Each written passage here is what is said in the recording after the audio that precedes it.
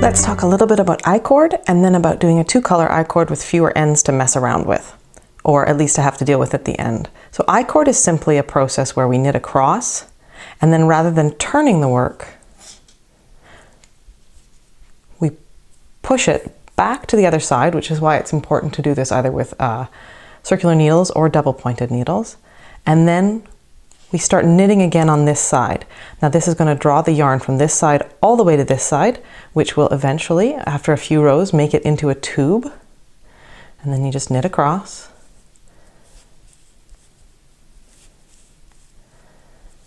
And then, as I mentioned, all you have to do is slide it from here to be ready to work again. Now, in the gnome patterns, I like to knit a little bit in the hand color and then switch to the body color as though it was a sleeve.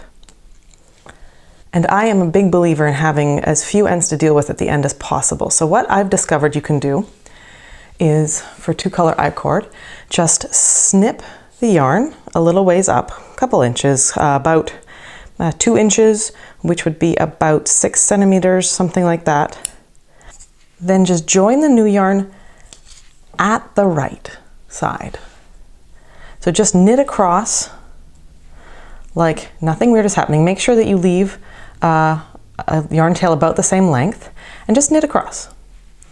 We'll deal with that end in a moment and secure it down. So this first stitch is going to be loose and floppy. That's okay. We knit all the way across. And then we place it down. And we've got the new yarn coming from one side, the older yarn coming from the other side. And all I want you to do is tie a regular knot, like you are tying up your shoes, fairly tight to bring those two sides together like an I-cord tube. And then do the same thing a second time. 2 knots, securing those ends. And then what I like to do is I actually like to flip these 2 tails forward. All right, flip these 2 tails forward. And I push it to the other side and I go to work I-cord as usual. So I've got my yarn here. I'm gonna knit, and I knit fairly snugly to try to make that tube happen on that first stitch.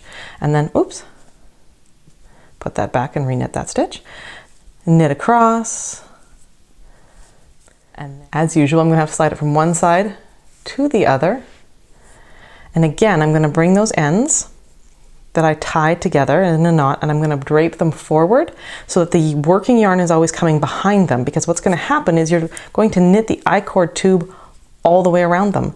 And then right near the end, you just snip off those ends and they just lay within the I-cord tube itself, and you don't have to worry about how to bury them because you've literally buried them by knitting around.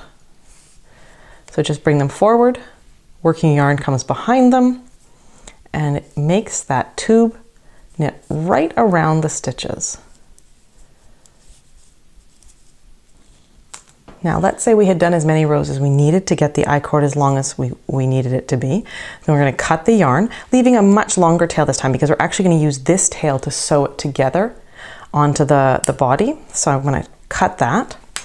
I thread it through a yarn needle, and then just like I would knit this from this side to that side. So we're going to slide that end through those stitches. Actually, first thing I'm going to do is I'm going to grab these ends. I'm going to pull them a little tight, just putting a little tension there, and I'm going to cut nice and close so that then when the tension releases, they pop back down in. And then I'm going to take that yarn needle and I'm just going to slide it through in the same direction I would have knit them for the I-cord.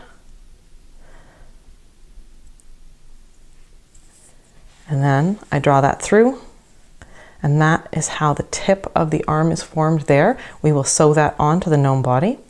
And then to deal with this last end from the cast on, I simply thread it back on a yarn needle, and then I jam it straight up through the I-cord, pulling it nice and tight.